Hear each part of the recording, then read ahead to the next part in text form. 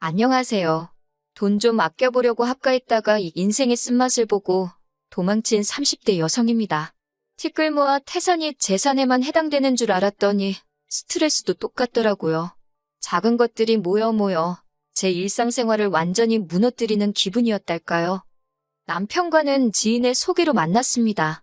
당시 남편은 출판사에서 근무하고 있었고 저는 출판사에서 일하며 짬짬이 프리랜서 작가로 일하고 있었는데 오지랖 넓은 지인이 자기 멋대로 자리를 만들었지요.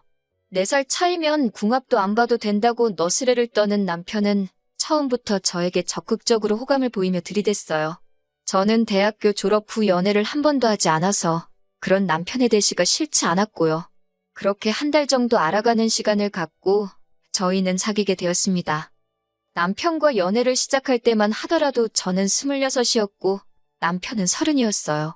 그렇다 보니 남편에 비해서 결혼에 대한 압박이나 스트레스가 없었지요. 하지만 남편은 처음부터 저를 결혼 상대로 보고 있었다고 하더라고요. 그래서인지 사귄 지 2년 만에 남편이 저에게 결혼 이야기를 꺼내대요. 솔직히 그것도 저는 빠르다고 생각했는데 남편은 신혼 1, 2년 즐기고 나면 자기 나이가 30대 중반이라고 그럼 언제 아들 딸 낳고 사느냐고 저를 졸라댔어요. 시부모님이 저희 친정부모님에 비해 나이가 10살 가까이 많으신 것도 남편이 결혼을 서둘렀던 이유 중 하나였고요. 지금 돌이켜서 생각해보면 남편이 애가 탔건 말건 제가 준비가 안 됐으면 결혼은 하지 말았어야 하는데 그때는 애걸복걸하는 남편이 안 돼 보이기도 했고 한편으론 나를 얼마나 사랑하면 저럴까 싶더라고요. 그래서 그의 끈질긴 프로포즈를 거절하지 못했습니다.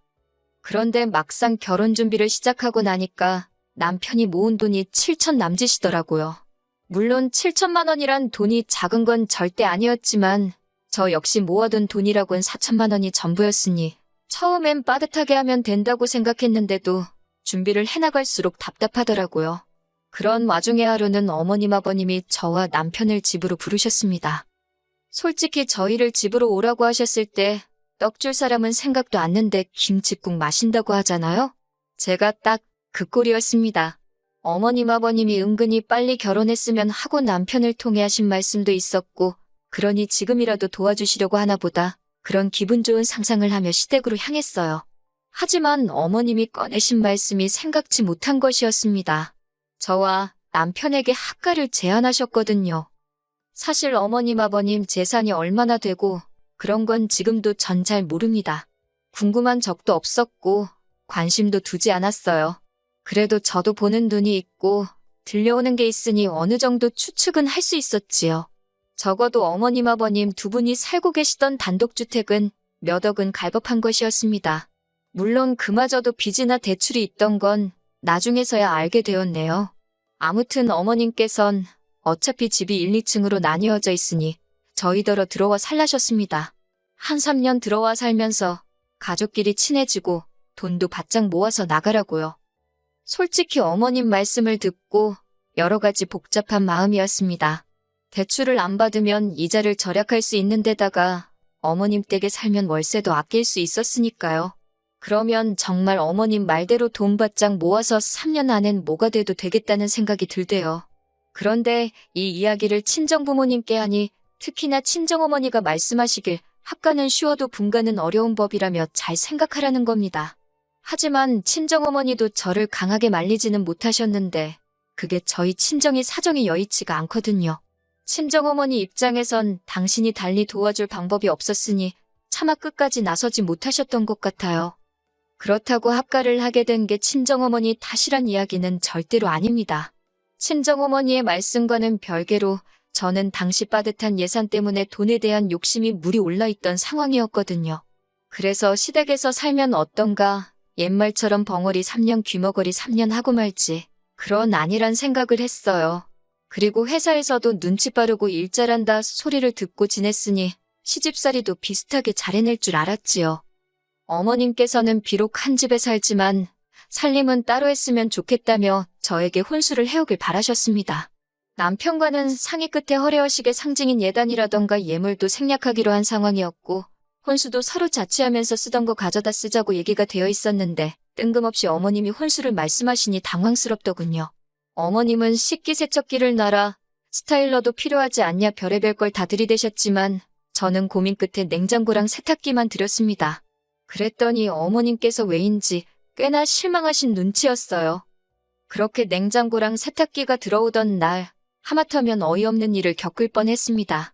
어머님께서 저는 자꾸 방에 들어가 있으라 하시면서 배달기사님들께 저희 가전을 어디다 놓을지 진두지휘를 하시려 들었거든요.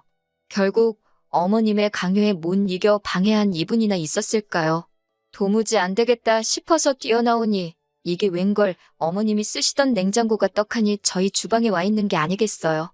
불이 나게 내려가니 세탁기도 그렇게 바꿔치기가 되는 와중이었고 제가 기사님들한테 아니라고 새거가 2층에 와야 한다니까 어머님께서 이미 다 설치했는데 왜 사람들 힘들게 하냐입니다. 황당하고 순간 제가 어머님 속을 들여다본 기분이 들더라니까요. 다행히 기사님들이 어머님더러 제대로 설명을 해주셔야지 왜 일을 2번 하게 만드냐며 짜증을 내시곤 제가 산 냉장고와 세탁기를 2층으로 올려주셨습니다. 하마터면 정말이지 눈 뜨고 코 베일 뻔했다니까요. 하지만 냉장고와 세탁기에 얽힌 사연은 이게 끝이 아닙니다. 저희 부부는 둘 다 아침을 원래 안 먹어요. 그리고 맞벌이를 하다 보니 점심은 대부분 회사에서 해결을 하고요. 뿐만 아니라 남편은 직업 특성상 외근이 많아서 저녁도 종종 먹고 들어오지요. 그렇다 보니 저랑 남편이 같이 식사를 하는 건 일주일에 2-3번 정도였네요. 냉장고가 가득 차 있을 이유가 없었지요. 하지만 어머님 아버님은 대부분의 식사를 집에서 해결하시다 보니 그렇게 냉장고에 뭐를 많이 넣어놓고 사시더라고요. 게다가 어머님께서는 장을 볼 때 1-2개만 사는 건 너무 손부끄럽다 하시면서 무조건 10개, 20개씩 사시는 분이었습니다. 문제는 아무리 2분이서 삼시세끼를 집에서 해결하신다고 해도 같은 식자재를 그렇게 많이 사두시니 결국엔 질려서 못 드시고 있는지 몰랐어서 못 드시고 쓰레기로 낭비되는 일이 잦았어요. 하지만 그럼에도 불구하고 어머님은 그런 쇼핑 습관을 버리지 못하시고 그렇게 매번 대량으로 구매를 하셨습니다. 그러다 당신 냉장고가 가득 차니 그 식자재를 들고 저희가 지내는 2층으로 올라오시대요. 그러면서 제가 쓰는 냉장고에 온갖 냄새나는 것들을 다 가져다 놓으셨습니다. 한 번은 드시던 청국장을 뚜껑도 덮지 않고 그냥 냉장칸 안쪽에 숨겨두신 일도 있었지요. 제가 그렇게 후각이 예민한 사람도 아닌데 그 청국장을 발견했을 땐 어찌나 괴롭고 열받던지. 그리고 얼마 지나지 않아서 냉장고 안에 여기저기 끈적하게 뭔가 눌러붙은 자국을 보게 되었는데 그땐 정말 비위도 상하고 더는 못 참겠더라고요. 그래서 결국 제가 어머님께 저희 냉장고에다 뭐라도 두실 거면 제발 뚜껑 잘 닫으시고 지퍼백에다 넣어달라 했어요. 그랬더니 어머님께서 하신다는 말씀이 한 집 살면서 니 거 내 거가 어딨냐입니다. 그리고 저더러 왜 그렇게 까탈스럽냐고요. 사실 냉장고뿐만이 아니었습니다. 한 번은 제가 이불 빨래를 하려고 세탁기를 열었는데 그 안에 낯선 운동화가 있더라고요. 다시 살펴보니 아버님이 평소에 신고 다니시는 운동화였어요. 저희 아버님 무좀도 있으신데 왜 아버님 신발이 저희 세탁기 안에 들어있는 건지 어이도 없고 솔직히 찝찝하더라고요. 그래서 바로 아래층으로 내려가 어머님께 자초지종을 물으니 하시는 말씀이 어머님 세탁기로는 수건을 빠느라 저희 세탁기에 아버님 운동화를 빠셨다는 거예요. 남의 세탁기로 운동화를 빠는 게 상식적으로 말이 되는 건가요? 물론 100번 양보해서 신발이 아니라 수건이었대도 기분이 별로였을 것 같지만요. 아무튼 제가 어머님 떨어 운동화는 신발만 세탁해주는 곳에 갖다 주시던지 아니면 어머님 세탁기로 하시라고 저희 세탁기로 아버님 운동화 빨고 그러시는 거 싫다고 했어요. 그랬더니 어머님이 지난번 냉장고 때와 마찬가지로 저를 속도 좁고 예민하고 까탈스러운 사람으로 몰고 가시더군요. 시애비가 무슨 병균이라도 옮기냐면서 저더러 친정부모 신발이었어도 그러겠냐입니다. 친정부모님은 애시당초 남의 세탁기에다 당신들 운동화를 빠실 분들이 아닌데 그런 식으로 비교를 하시니 어이가 없었지요. 하지만 대화는 거기서 그치지 못했고 이번엔 아버님까지 난리셨어요. 저더러 시애비 발이라서 더럽다고 그러는 거냐고 화를 내시길래 그런 게 아니라니까 그러면 당신 맨발을 제 맨손으로 만져보래요. 거짓말인지 아닌지 한번 보자고요. 그러면서 옛날엔 며느리가 시애비 똥도 먹었답니다. 건강이 어떤지 확인하려고요. 정말이지 대화를 나눌수록 역하고 비위가 상해서 한마디도 더 섞고 싶지 않더라니까요. 하지만 그때만 해도 제가 시집온 지 얼마나 되었다고 감히 어머님 아버님하고 계속해서 언성을 높일 수가 있었겠어요. 우라가 치밀었지만 꾹 눌러 참고 제발 부탁인데 제 냉장고고 세탁기고 함부로 쓰지 마시라고 딱 잘라 말했네요. 하지만 단지 이런 일들로 제가 남편과 끝을 낸 건 아닙니다. 저를 힘들게 했던 또 다른 이유는 생활비였지요. 솔직히 저는 처음부터 돈을 모으려고 시댁과 학가를 하기로 한 거였으니 생활비를 많이 드릴 수가 없었어요. 이건 학가 전 남편하고도 이야기가 된 부분이었고 어머님 아버님도 알겠다 하셨고요. 그래도 어떻게 한 푼도 안 내고 살 수는 없었으니 어차피 다 큰 자식들이 부모 용돈도 주는데 이 정도 못 드리냐 싶어서 40만 원씩 드렸습니다.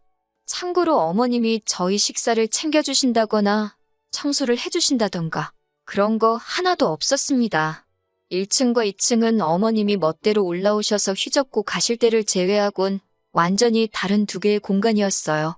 식사만 하더라도 남편이 야근하느라 늦어서 저 혼자 2층에 있는데도 저녁 같이 먹을래? 그 말 한 번을 안 하셨으니까요. 그럼 제가 먼저 하지 그랬냐고요? 당연히 해봤지요. 어머님 식사 언제 하실 거냐고 같이 먹어도 되냐니까 남편 오길 기다렸다 먹으라며 그 수저 하나를 안 놔주시더라고요. 그런데 웃긴 게 어머님이 어디 외출하실 때면 저더러 아버님 뭐 배달음식 좀 시켜드리라 하셨습니다. 하지만 절대로 그 음식값을 주는 일이 없으셨지요.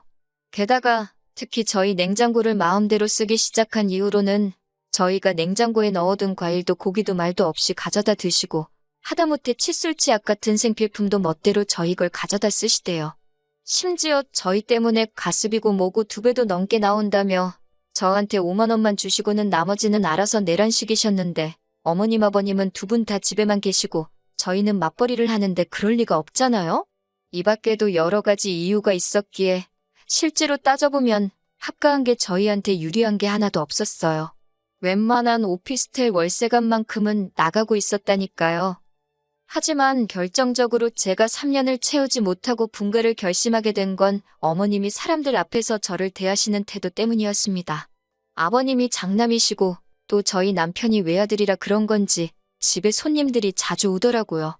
그 손님들은 친척분들일 때도 있고 그리고 어머님 친구분들이나 지인분들일 때도 있었지요.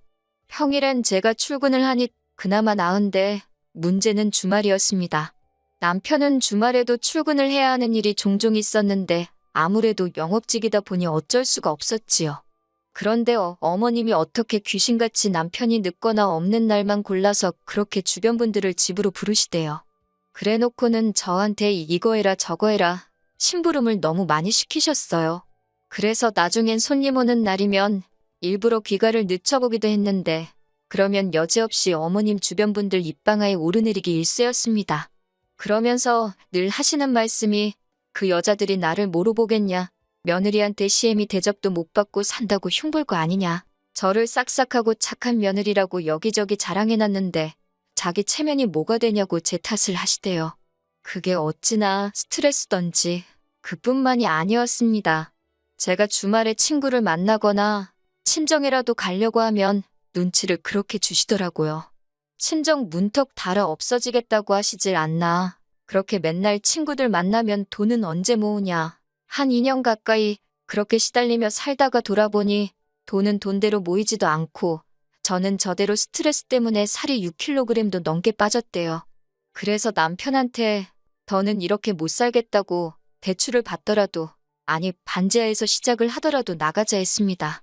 당신은 집을 비우는 날이 많고 그리고 당신 부모님이라서 심각성을 모르는 것 같은데 나는 이제 어머님이 2층에 올라오시기만 해도 심장이 쿵쾅거리고 화가 난다고.